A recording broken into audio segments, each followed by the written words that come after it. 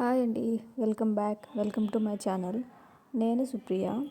శారీకి టెజల్స్ ఎలా టై చేసుకోవాలో చూద్దాం. ఇప్పుడు మనము కాటన్ థ్రెడ్ని 2x2 స్టాండ్స్ తీసుకొని శారీ కుచ్చులు కట్టుకునేటప్పుడు మనం తీసుకుంటాం కదా, కొంగు పార్ట్ అక్కడ 1 ఇంచ్ గ్యాప్తో తీసుకున్నానండి నేను. మీకు కావాలంటే 1/2 ఇంచ్తో కూడా తీసుకోవచ్చు, అది మన ఇష్టము.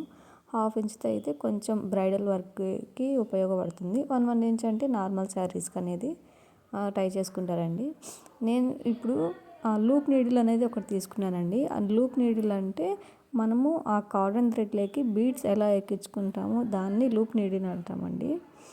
అంటే లూప్ నీడిల్ కాటన్ థ్రెడ్లోకి పెట్టి మనం బీడ్స్ ఎక్కించుకోవాలండి.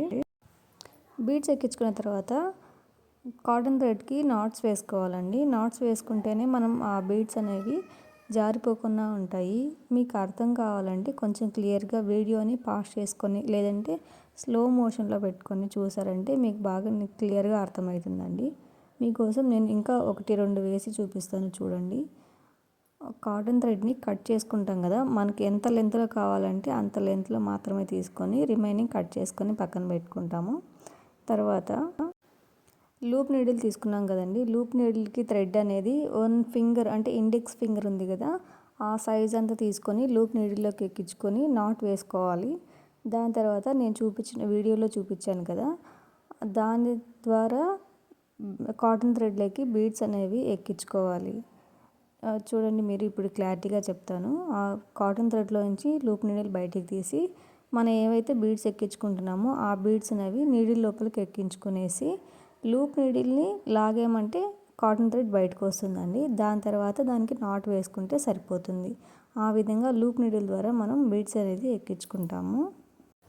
ఇప్పుడు ఆ కాటన్ థ్రెడ్కి టెజల్ ఎలా టై చేసుకోవాలో చూద్దాము. చూసారు కదా, టెజల్ మనకి అవి రెడీమేడ్లు దొరుకుతాయి కదండి, పట్టు థ్రెడ్స్. అవి తీసుకొని ఆ పట్టు థ్రెడ్స్ని మనం ఒక 3 హాఫ్స్ చేసుకున్నామంటే ఈక్వల్ పార్ట్స్ వస్తాయి.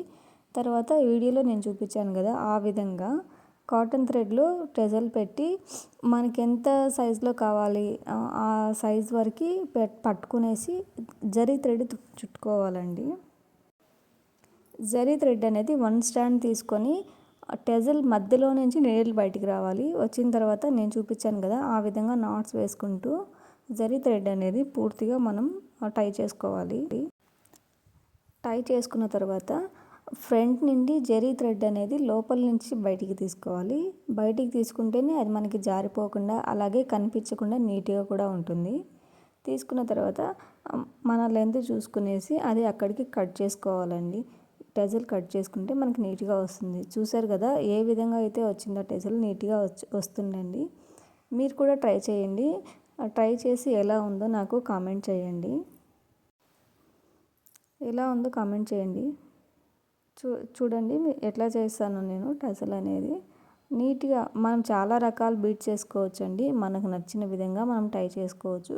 ప్రాసెస్ కొంచెం కొంచెం మారుతుందండి. బీడ్స్ వెరైటీ వచ్చినప్పుడు మనం అలాగే సిల్క్ థ్రెడ్స్తో కూడా మనం టెజల్ అనేది కట్టుకోవచ్చు. ఎలా అనిపించిందో కామెంట్ చేయండి. మీకు ఎవరికైనా శారీకి టెజల్స్ కట్టేయాలంటే నేను కట్టేసి ఇస్తానండి. ఎవరికైనా కావాలంటే కామెంట్ చేయండి. Please subscribe. Thank you for watching my video.